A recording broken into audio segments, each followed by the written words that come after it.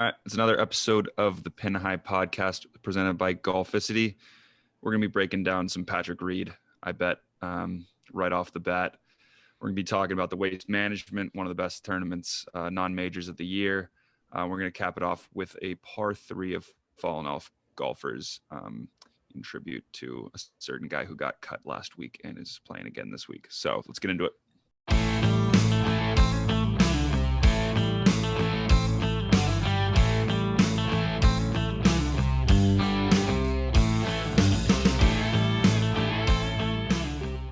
All right, so before we get inside the ropes, would we like to make a little announcement on the podcast this week? Sure. Go ahead. So, a couple weeks ago, we came to a little bit of an agreement with a company called Rhoback. I'm sure you're familiar with their apparel. So, golf apparel company. You can go to the link in our bio. In our Instagram, I'm assuming our Twitter as well, anywhere, and get 15% off your first purchase. Pretty solid. I feel like there's stuff, it's reasonably priced for golf apparel, and 15% off will get you a good amount off, I'd say, off of that. Yeah, just go to the link, no promo code. If you add stuff to your cart, 15% off will be added. And we make some money, so. So yeah, please. All right, let's get inside the ropes. Right off the bat, it's got to be some Patrick Reed talk, I'd assume. For anybody who lives under a rock, what hole was it? It was on the back 9. 10. I know. I think it was 10. 10. It was on the back 9 on Saturday. I watched a lot of this tournament, actually. I watched pretty much the whole entire thing. And so Patrick Reed pulls it left on a par 4, his second shot, and the ball clearly bounces. I know the rules official said it didn't bounce. He believed. I think it was the spotter said he did, but spotter. Yeah, not the rules official, the spotter. Ball bounces, goes a little deep into the deep rough. There was just happened to be deep rough this week, and Patrick Reed, without calling a rules official, takes the ball, puts the ball up, and then calls the rules official right after. Saying it was an embedded lie and it was plugged. My first thing is just why did the PGA Tour say that him and Rory did absolutely the correct thing? Well, because I think Rory did. I think apparently according to the rules of golf, they did do the right thing. But then like you see the PGA, the players on PGA, the rest of the players saying that they're kind of pissed off about it, and it's honestly, I think if it happened to anyone else besides Patrick Reed, it happened to Rory, nobody batted an eye with Rory if he did the right thing. But the other thing that happened is Patrick Reed won the tournament. Yeah. Well, no, yes, but also if it happens to anyone, I think if it happens to anyone else, it's not a big deal at all. Especially even if it is Rory or JT, it's not. I feel like it's not a big deal. I feel like because it happened to Patrick Reed. Granted, you heard PGA Tour pros say, and commentators say, they would never pick up a ball unless the rules official came over first. And I know I talked to my dad about this, and my dad and I both said we would never pick up a ball in a tournament unless the rules official said you can pick it up or something like that. Yeah, why are you just automatically? I think it was just a bad situation with the whole. Honestly, I don't like Patrick Reed. I don't.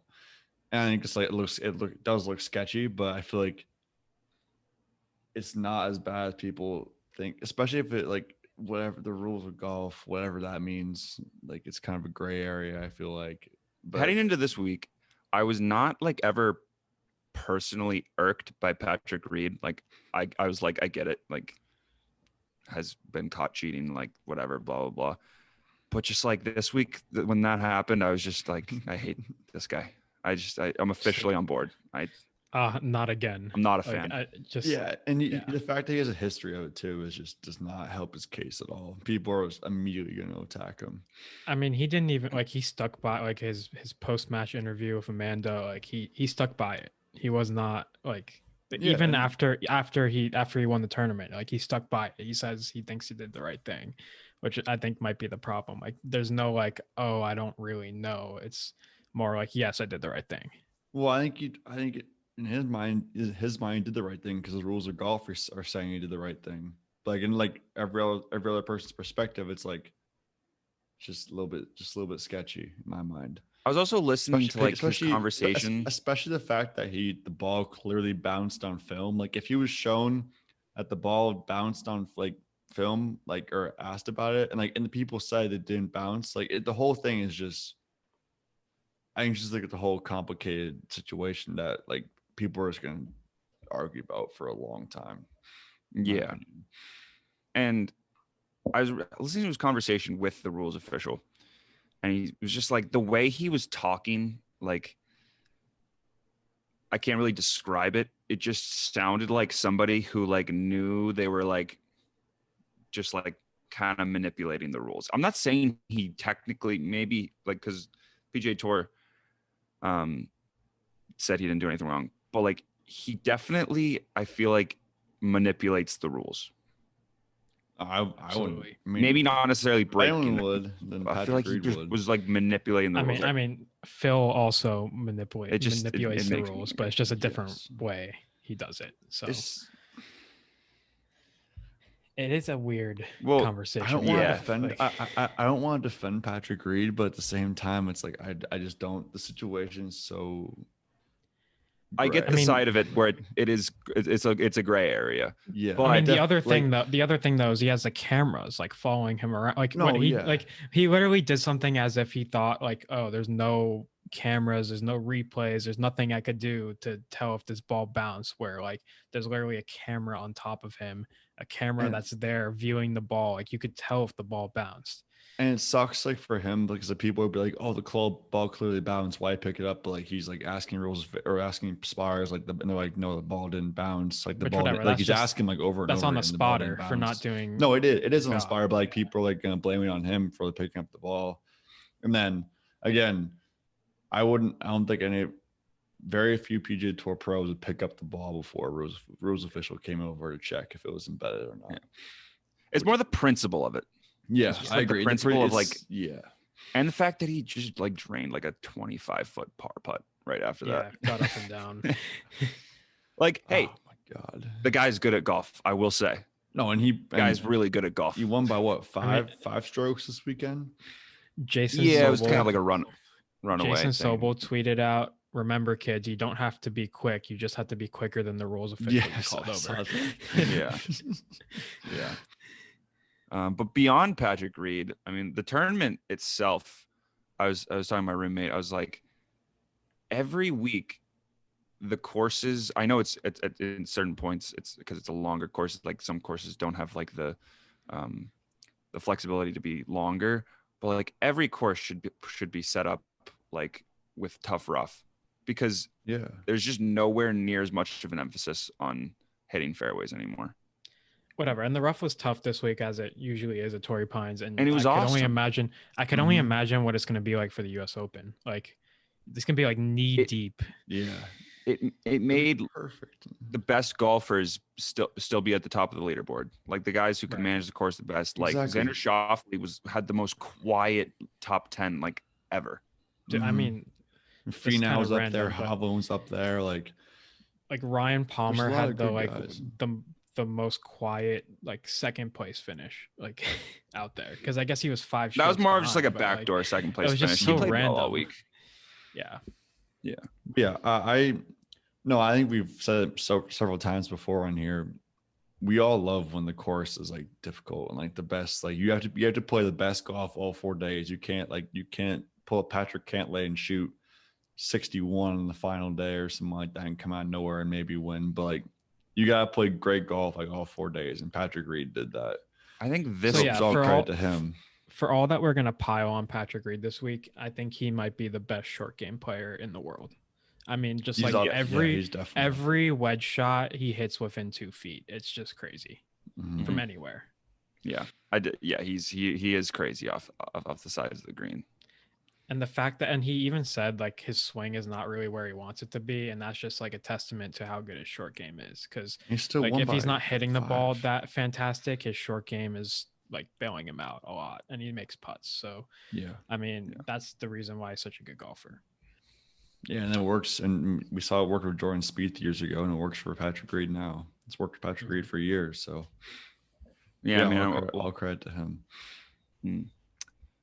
we'll talk about it later with our par 3, but like Jordan Spieth again this week, like just couldn't get it done and make the cut. He started off with a solid 3 under round where he was 1.4 under on the north course. On the north course. Yeah. And then on Friday he gets a little bit of a bad draw, plays a south course on a really bad day, but like Victor Hovland shot 6 under on that day, so it's like whatever. And I don't know how he shot 6 under on that day, but he shot like 1 over like the day after in like perfect weather. It's just someone like, was so all over the saying that place. his 6 under on that day was like equivalent to, like, it was JT Poston's caddy. He's like, that is literally the equivalent to somebody shooting the first 57 on tour, like shooting on that course on that day, a 65. Yeah. I mean, I didn't watch much on Friday. I didn't watch much on Friday, but from what I saw, the weather and the scores, it seemed like it was just absolutely like the crazy conditions. I saw people, it was hailing, rain sideways, umbrellas are getting taken up all over the place. Like it just seemed like it was crazy. Like, yeah, it was bad weather for sure. And I kind of love to see it a little bit. So yeah, right. And then, so I guess we can move into the Monday hypothetical. It's a little bit of a weird Monday hypothetical. It might be more of like a YouTube friendly thing, because GQ posted this on like a couple hours ago, the chart. Yes. I have my answer. Like it's basically, you have $8 to pick 3 golfers to join you scramble, trying to win. Who are you picking? And you put up people that are priced $1 through $5. And I was a little surprised you put Tiger at $1. I guess he technically right this moment is pretty bad at golf, because he probably can't swing a golf club right this second. So I was just trying to bait people into picking him just to see if people would go all the way down to that one level. I would and absolutely do that. And also, $1 I was just going through the world golf rankings. That's just kind of how you make the list. That's fair. I mean, I had Tiger was a $5 player the last time we did this, so decided to switch it up a little bit. I personally would go Bryson DeChambeau, because he's an OP scramble player. Like, right. Yep. OP. Putting and driving. Yeah. Yeah. And then I'd go with Tiger at $1. And then somewhere in the twos, I think I'd go Sung Jae based off of current form. I'd go Sung Jae. That's exactly what I would have done if I had, like, just based off the first glance, that's exactly what I've done. Like those 3, like Bryson just bombs it every time, and then if not, one of those 2 is gonna put in the fairway, or me, maybe. And then like Sung Jae and Tiger and Bryson, all 3 of them good approach players, and also Tiger and DeChambeau are unreal putter. Right. I mean, I think another way to do it, if you want the long drive and like the approach and putter, you could go Webb Simpson at 4, who's just like a rock solid player but doesn't really hit it that far. And then I guess at 3 you could go with Matthew Wolff, even though he hasn't been playing well as of late, but he's a bomber, and when he's on, he's one of the better players. I'd go Finau over Wolff. Yeah, but I just one or the other. Yeah, sure. And then at 1 you go with whoever. I mean, Tiger's probably the obvious answer. Tommy Fleetwood's probably the best player in the 1 at the moment, but I was gonna say I'd probably go Schauffele, best player, maybe Finau. not best scramble player. Yeah, well, I think Tiger. You put Tiger on a team with scramble with Xander Schauffele and Finau, I think, or any of those guys, like, you're gonna do well. But I'd pick Schauffele, Finau, and Tiger probably. Yeah. Or you could go Phil in the 1 and hope he hits. I love how Spieth's in the 1. Yeah, Spieth was in the 1 last time too. Spieth's like you should dollars off your salary if or dollars added onto your salary. What do you think? He'd be a great like addition for putting, but like you saw him this week, like the guy just misses left and right, and like I mean, it's just a classic Jordan Spieth round that I watched. I think it was on Saturday, or not Saturday, on Thursday. Definitely not Like Saturday. he was birdieing a lot of holes, but he was also bogeying a lot of holes. So it was just like he has it in him to birdie these holes, but he's just not consistent enough right now. And he just Watching a falls Jordan apart. Spieth round is literally just like, it gives me like, it's hard to watch. He just like, it's very entertaining. He'll go super right and then like hit a shot, like, you know, kind of like almost lay it up on a par 4 to just short of the green, and then he'll get up and down. It's like, that was the most like tough 4 on a par 4 that I've ever seen in my life. I mean, yeah, He does that all then he shows whole like day. then he shows And it's glimpses. like impossible to do that all day. Like every once in a while, he shows like glimpses of him being like the OP Jordan Spieth back in the day, like on every, and I don't know, like 2 or 3 holes Dude, around. he There's like just like 3 out of 8 sick he like, Jordan Spieth. He like 3 out of 13 fairways on like Friday or something. Like the guy, he just, I don't know, he just doesn't have it right now. I don't know what It's the just change should be. that's unbelievable. Yeah. He would be on the who's not in the who's hot, who's not segment. I guess we'll get into that.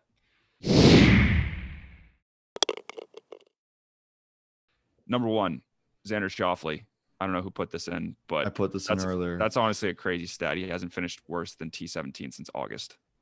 He's played in like close to like 10 Yeah, a lot tournaments of too. tournaments. Like Yeah. he finished like T7, T23, and then August 30th, I think there was a tournament. I can't He's remember. just a exactly what guy it that was. needs to win one. Like I think if he wins one, he'll start winning a bunch. It's just he needs to win one at this point. Yeah, and he's just on a tear, and like he's like he played well last week, played well at Century, decent in the Masters, and then U.S. Open played great obviously as well. It was just, Was his last He's- win at Kapalua 2 years ago, or I guess 3 I think Years it ago. was, I think it was tournaments ago?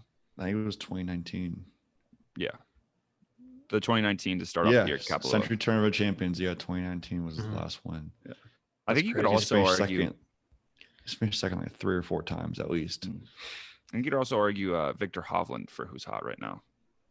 Oh, you definitely, no, you Yeah, definitely could. That's a good one. I mean, his ball striking is unbelievable, and his putting hasn't been that bad. It's So getting better, yeah. yeah, So like his putting in short game is not good, but those are 2 things that like they come of age. I feel like. yeah, he could fix And then who's that. not? Like I think Victor his cheek frozen? Victor Hovland could be dominant in a couple years if he figures that putting. No, and it's stroke it's game his, out. Like, it's his second It's year on like- tour. like that. I feel like that's the easiest thing for you to like figure out as far as like your golf game. If you are good at ball striking, I feel like putting could come along. Yeah, I agree. I completely agree. Go to a guy like Tiger and just like ask for like a lesson or something like that every now and then. Asking for free tips, he probably won't steer you wrong Yeah, at all. go the wrong way. Yeah. As far as who's not, we can start with Brooks Koepka. I mean, he just can't really seem to figure it out. I don't know why, but he's missing cuts in normal events. He almost snapped his driver this week. I don't know if you guys saw that video. I saw that, yeah. I mean, he's just, I don't know. He's not playing well right now. His He's hitting the game's all ball over in the place. shoes. Yeah, hitting the ball in shoes. Yeah, you see that? right? He's hit a ball in a shoe. Yeah. I mean, just Sorry, my Wi-Fi was just like off yeah, the fritz I there. saw you were. You're good. Yeah, I was like working around that. But yeah, did you guys mention that he like the snap driver? yeah. Yeah. Or almost snap. Snapdriver, yeah. How'd that not break? I don't know. Like it was. That's like- Maybe he's using the It was senior so flex. like. Also, did you see he brought back like I noticed like the first day he brought back the M5 this week. Yeah, I'm sure he will not be hitting it next week. I mean, that's Saying what he won almost his major. snap- Like, there's saying those, he like, almost 3 majors snapped it this week. He might be changing. Yeah, I'd like to see. He's what all he- over what the he place uses this week. with equipment. Because I feel like he still needs a little bit. Again, I feel like he's just gonna come around when the Masters comes around and play as well then. Like he's just not like It's so he's out there kinda- frustrating. he's just trying to figure it out, I think, right now. Like that's 'Cause I that's like- what it is. I really like watching Brooks Koepka when he's playing well. I Yeah, when he's think dominating, it's crazy. so much It's fun to watch. fun. Yeah. But he just doesn't do dialed. it outside of the majors. Yeah. Yeah. Just one more who's Right. not. I put Matthew Wolf in there because he did withdraw after the first round, citing a wrist injury. But I watched his first round. He was sculling wedge shots like all over the place. It was actually had the yips? crazy. He had the yips of the wedge, but then on the last hole, he was probably inside 100 yards, maybe 60-yard wedge shot, sculls it over the green into the bunker behind the hole. It's like, oh gosh, like this is just how his day's been going. And then he holes out on the 18th hole for his first birdie of the day out of the bunker. And that's just like, and the commentator's like, wow, that's just so insulting because he was just like been terrible with the wedges all day and then holes out in the last hole. But yeah, he's got to figure out the wedge game. Yeah. Right. And then, so for the People's Champ of the Week, let's move into that. Who found this Joel Damon story? I didn't even see this. I saw it. So apparently, a gambler lost $500 on a Joel Damon bet against Lucas Glover, and he requested Joel Damon on Venmo, and saying, "Who's to blame for my gambling debt?" One might argue it's 100% me. Others might argue that you and your decision to beat down Glover today are responsible. And Damon tweeted about it and said, "I don't know who this guy is, but he made me laugh this morning." I saw the guy in the comments. No, yeah, I saw the guy in the comments because someone was like, "Did he Venmo you?" And the guy like went into the comments is like, "Hell no." Yeah, no, he definitely didn't. You're not just gonna look in your mentions and be like, "Oh yeah, I think I might Venmo this random guy $500 because I didn't play great." Yeah, because he's mad at me for beating someone. And the funny thing is, Damon missed that was on Friday, and Damon missed the cut still. Like, yeah, after beating Lucas Glover that day. Yeah, it's tough. That's golf gambling for you. Like, you don't care if someone made the cut. Talking about People's Champ, he's definitely the guy Venmoing, requesting. Definitely is. We've all felt that way before. How do you like find his Venmo? Like that's what I'm trying to figure out. Honestly, I thought about that. I mean, too. unless his It's probably Venmo not is that just hard. like Joel Damon or something, but it's probably really not that hard because you can look up somebody's name. Yeah, maybe we should start sending out Venmo. Or just to see who accepts them. So let's move into the stat of the week. It came this is from a wild. I noticed this on Thursday because it was early Thursday. He made a hole-in-one on number 3. It was like it was probably 9 a.m. there when it happened, like right when they went off. He was one of the first people to go off. It was his second consecutive round at the Farmers Insurance with a hole-in-one because the last round of the 2020, he had one on number 8. You didn't even say his name. Richie Werenski had a I didn't say his name. Hole-in-ones. Yeah, Richie Werenski. So hole-in-one on number 3 at the South Course in the first round on Thursday, and then he had a hole-in-one on the 8th hole at the South Course in round 4 in 2020. So back-to-back hole-in-ones. Yeah, at 2 rounds in a row at Torrey Pines. That's crazy. Did you have another stat that you wanted to put in? Imagine one of those at a course like Torrey Pines. 2. 2 home. 2 at Torrey Pines in back-to-back rounds. That's wild. Yeah. So do we want to move into the course preview? Sure. I'm gonna zip through this. Sure. So Waste Management Phoenix Open TPC Scottsdale Stadium course plays at 7261 par 71 Bermuda grass. It's on the shorter side for PGA Tour courses, and all the par 5s are pretty much reachable in 2. And it's kind of a middle course difficulty as far as like PGA Tour events. Slightly faster greens, but they're pretty big, so easier to hit. It could be a driver wedge week for a lot of longer hitters, or driver putter if you're Bryson. Honestly, both long hitters and short hitters have done well at Scottsdale, so like I wouldn't take that too much into account. And then as far as key stats, strokes gain approach is a good one. Birdies are better gain, and then par 5s gain or strokes gain on par 5s. Par 5 scoring will be important because most of them are reachable in 2. And they won't. I don't think they'll have the stands this week, though. Well, I heard they're laying in like 5,000 fans a day, so I don't know. I think they're still not having this. I read somewhere they don't have the stands. That's gonna look different. I wish they just had like the stadium around the hole, and like that would be it. That's not good. So let's get right into favorites.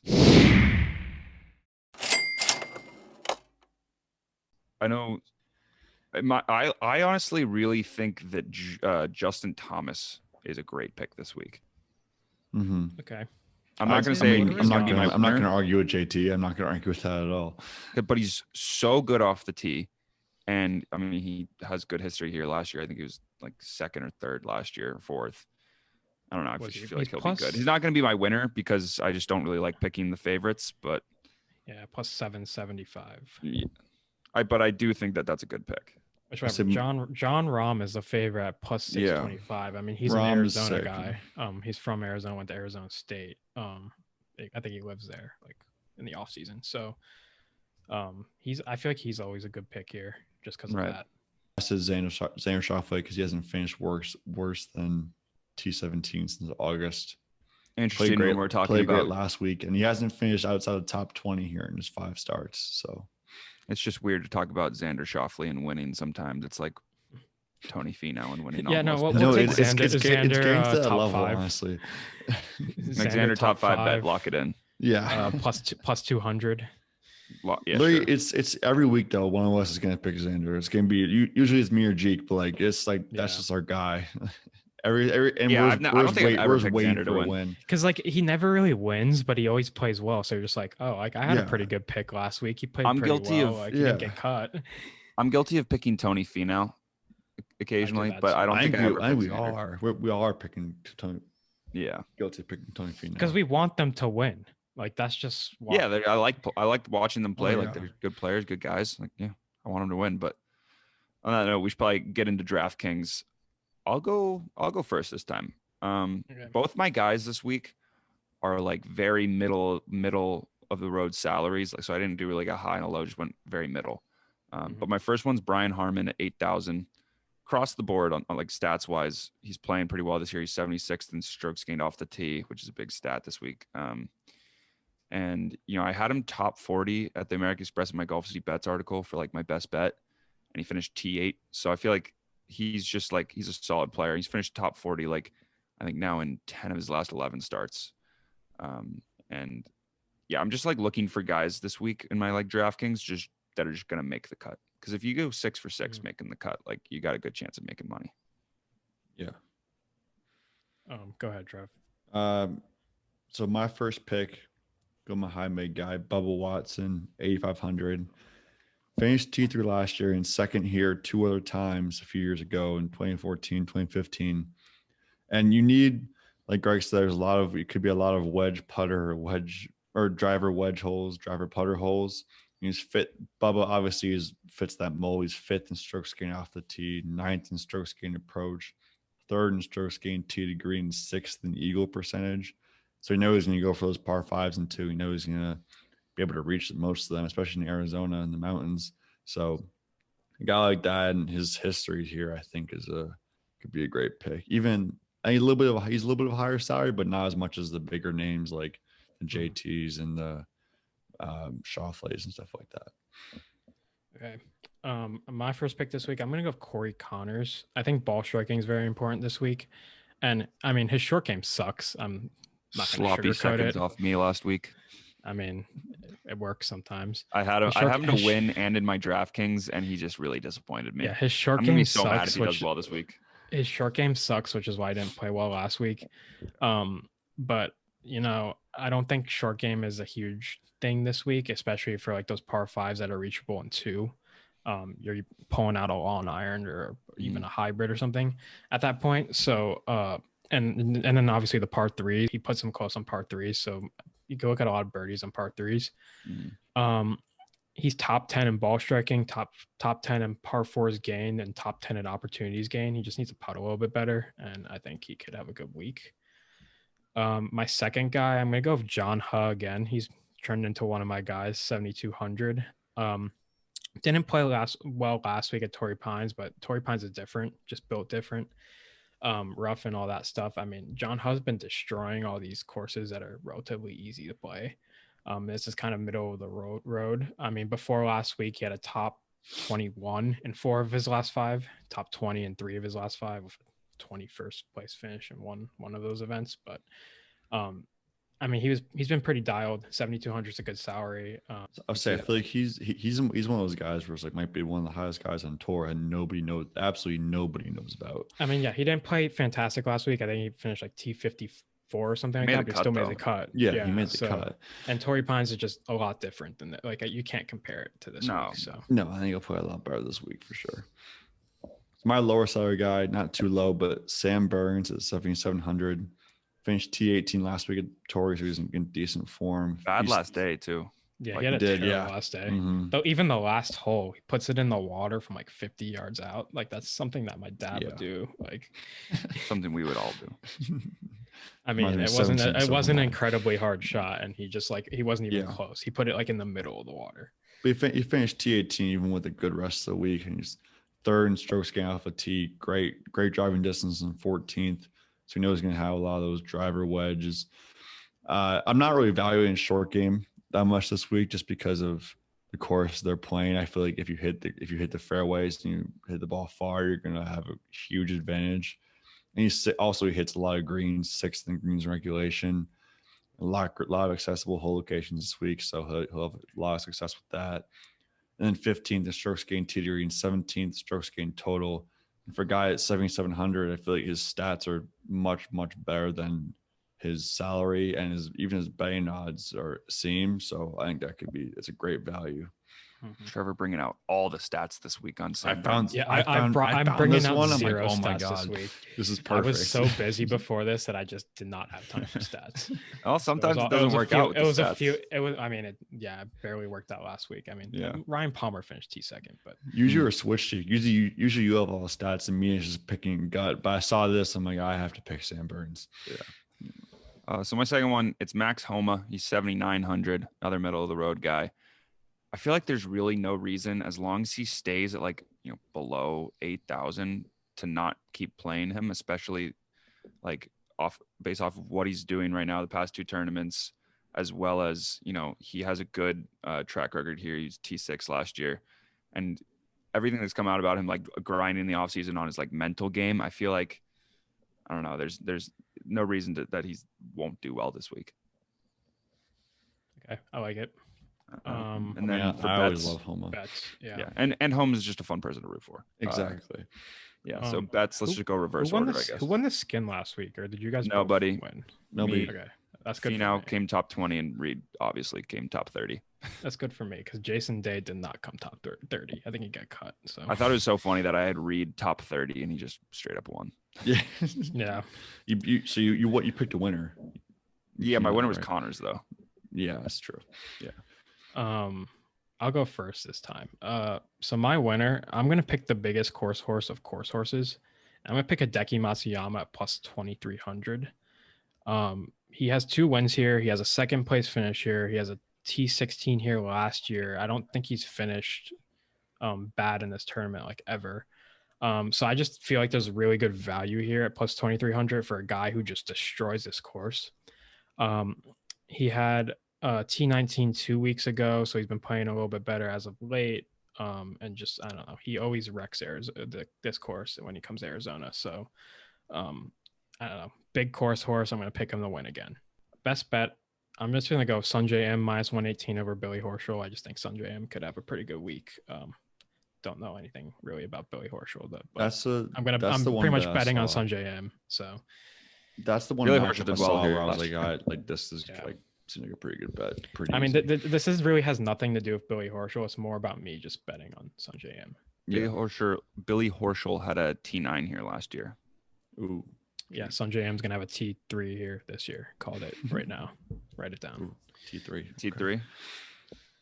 M was probably T34 last year, but I digress. So I'll put my winner. Will Zalatoris. It's awesome ball striking stats. I think he's find this. He's 5th in strokes gained approach, 15th strokes gained off the tee, 4th strokes gained tee to green, 5th strokes gained total on PGA Tour. And he played well last week again. You could say in the past half a year he's been the hottest player on tour, right up there with DJ and John Huh, our guy. He gets T7 last week, so I'm gonna ride with him to get his first PGA Tour win at plus 5,000. I think that's decent value. There's a big theme with a lot of these young players that are coming up. They're all just fantastic ball strikers. Like the fast track to the PGA Tour is just being a really good ball striker. You know, Colin Morikawa, Victor Hovland, and now Will Zalatoris. So may I just say fits that mold for sure. that you mentioned Dustin Johnson in the same category as John Huh. Yes. All right. He's really climbing up the charts quick. Yo, John, he's our guy now. We have to ride him. We have to ride him for Ryder Cup. John. Yeah, what's his Ryder Cup points at right now? I bet it's pretty high. I don't. Well, yeah, he's American. So where did he go? Did he go to? Is he coming out of college? I have no idea. I don't even know what the guy looks like. He's like 30, I think. Oh, really? He went to California State. Cal State. Which Cal State? There's a million Cal States. Northridge. Yeah. I was gonna say there's like 8 Cal States. Yeah, there's lots. It's like a SUNY basically. John Hill's not close to the Ryder Cup. It's sad. Probably not. We'll get there. By the time we get there, he'll be in the number 2 position. Quickly, I'm curious. Is Brendan Todd still up there? He's not. He's not in there right now. I'm kind of surprised about. Okay, so my winner this week. I haven't heard from him in a long time. Well, I didn't even get my best bet yet. Best bet. Oh, really? Oh, we don't have a tangent there. I was gonna do. I was gonna do Rory top 20, but I talked myself into betting Xander top 10 and plus 120. He might be the hottest player up there with John Huh, the hottest player on tour. So I wonder if you could bet him like top 3, like Xander top 3. Like I wonder if somewhere you could probably find that. His form and he hasn't finished worse than 20th here in last 5 years. Like I don't understand how. Like, I wanted about him to win, but I wanted to pick someone else. Those like forecast bets where you bet the guy to finish in first and second. Like you just pick your guy who you think's gonna win, and then just automatically put Xander in second, and you just like get crazy odds. All right, so my winner is gonna be Scotty Scheffler at plus 5,000. I feel like that's pretty good value for a guy like that. I mean, he did get cut last week, but he was 7 under on the north course, and then the bad day, on the south course, bad weather came, and he shot 7 over to miss the cut. He does that a lot. He does do that a lot. We had him a first round leader one tournament where he went like 6 over on the first day, and then he went 8 under on the second day. It was Rocket Mortgage. Yeah, and he got cut. But Torrey's such a different course. Like he still obviously showed he had that 7 under on an easier course. Not that the North course was even like North course was still harder than a lot of PGA Tour course. Yeah. No, but I'm saying it was still a lot harder than like I think the Rocket Mortgage and stuff like that. It's not like a joke of course. It's just not easy compared to or not hard compared to the South course. Yeah. But yeah, I just like that the value for that reason. And then my best bet's Ricky Fowler minus 134 over Brooks Koepka. Ricky's just like a bit of a course horse, and Brooks just like doesn't have it going right now. So I don't know. I think that's a pretty good bet. I just saw that when I scrolled down and looked at it. I'm like that's might be the best bet you could find on this week. I like that one a lot. I just don't understand how Ricky's not much. He's still a favorite, and Brooks can turn it on 134, and Brooks can turn it on whenever he wants to, and he's won here. But Ricky, talk about course horse. Ricky's completely unrelated. But have you guys been seeing Ricky Fowler's irons just like all over the place lately? So bladed, like it's like. I've been seeing them like on everything. Like on my Instagram Explore page, they must have been just coming out or something like for people to buy because they're all over the place. And then like Rick Shields did a video on them too. Like, let me check my Instagram Explore page right now because I bet they come up. All right, they didn't, but very like they have been like a lot recently. I don't know why, but for obvious reasons, ridiculous. And then quick, I want to put in the first round leader. I'm gonna go Ryan Palmer plus 4,000. Great value, been playing well. Hopefully we can keep it up in the first round. Mm-hmm. Sure, I like it. And then in the clubhouse, let's move into that. We're doing par 3 of fallen off golfers.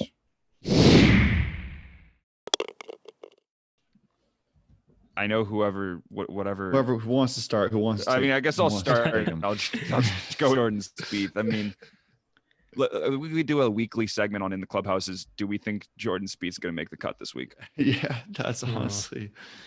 Oh my god. So yeah, right off the bat, Jordan. That's a good one. I mean, I'll go second because there's another obvious one, and his name is Anthony Kim. Yep. Not even playing on tour anymore. Like Wasn't just even nowhere to be thinking about found. So Anthony Kim is That guy was definitely awesome there. too. Did the belt buckle and everything. Yep. Talk about him once every blue moon. We talk about him. I'll go with a little more recent, Francesco Molinari. He's playing well recently. past two. Yeah. He's playing weeks, recently. All right. Well, that. But I agree. I agree. He basically, it seemed like he took a year off of just playing golf. So I agree with that. he was like competing. He won a major, compete at the Masters. Like he's and then we haven't heard from him since. And then, but now he's playing better. Which it's good to see. I like Francesco Molinari. Yeah. I like to see him play well. And my next one, honestly, Ricky Fowler is kind of falling off a little bit past from when he was competing at every major, and then he's not as bad as Jordan Spieth, but he doesn't really seem like he's I feel like he's just everywhere because of his endorsements. Ricky This is Fowler. kind of a hot take. I think Ricky Fowler is one of the most like overrated golfers in history. I would of golf. agree. Like he has endorsements as if he's like the second guy to Tiger Woods. He's just a great guy. He's a great guy, and like he wears the colorful clothes, and everyone likes him. He's like no reason to dislike him at all. I just don't think he's as great as people say he is. He used to be much better, but I think he's kind of fallen off. Not to the level of Jordan Spieth, but he's kind of fallen off a little bit. So I'm gonna go.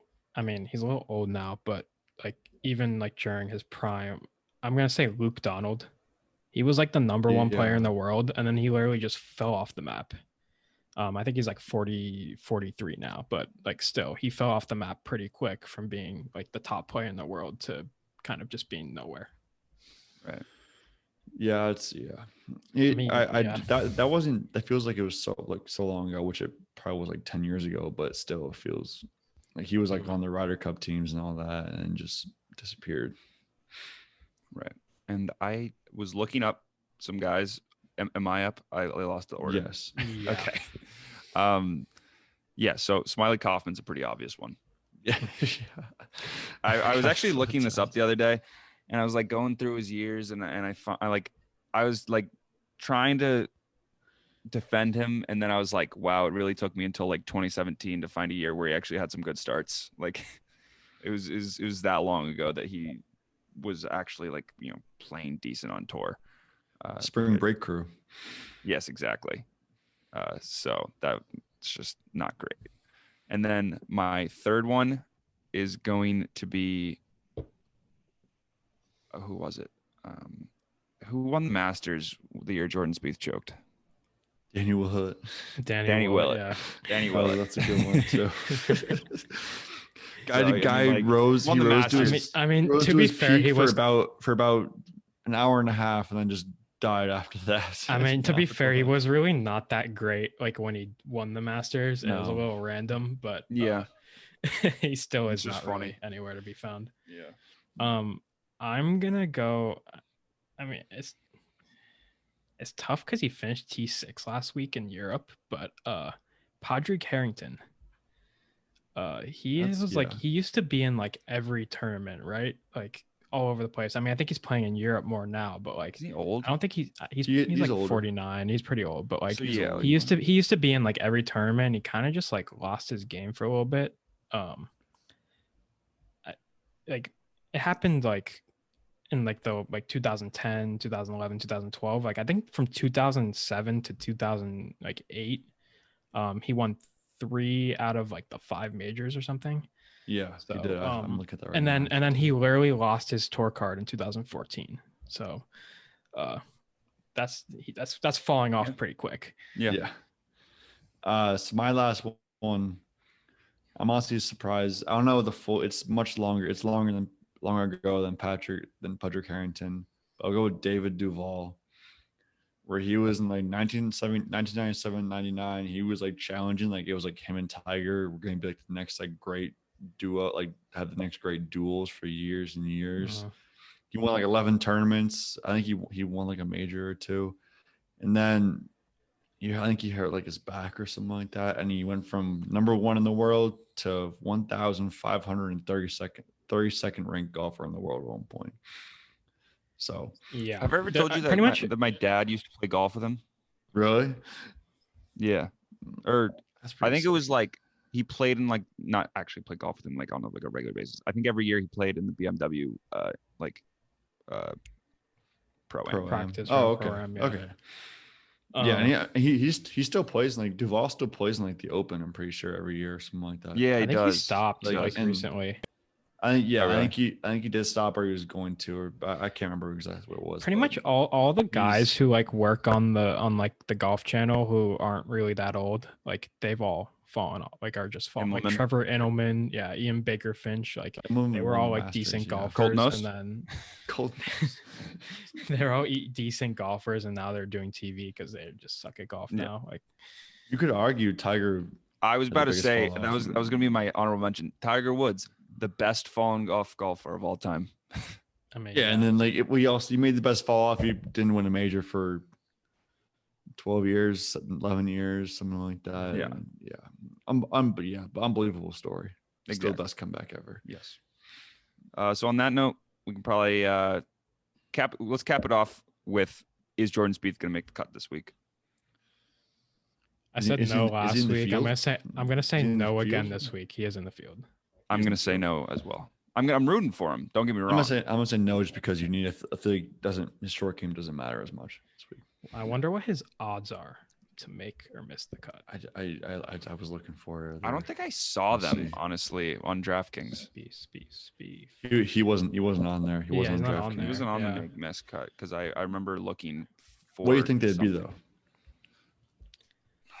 At this Oh, point, he's man. probably because last week he was minus on my book on DraftKings. I think he was minus like 180. On my book, he's minus 140 to make the cut. I feel like he's got to be like I bet he's minus 150 to make this cut this week. Easier course. And he's minus played well here 150, before. sure. But But, like- you guys want to guess what John Rahm is to make the cut? minus I saw 770. this. Minus No, 1,000. minus 1,115. Yeah, JT's minus 1,000. Jesus Christ. Make some real money if they withdraw or something like that. Mhm. Yeah, exactly. So yeah, that's gonna wrap up the episode for this week.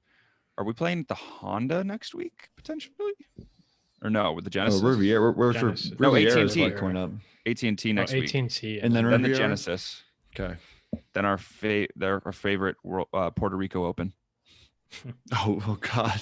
that means there's a Sorry, we got WGC. too bad. There's a WGC WGC event that week, right? So Well, yeah, and then, it's you know it's gonna be Will Zalatoris who wins that event. You know for a fact it's gonna happen or something like that. dude, we have Mhm. Give me such someone good we golf like. coming up.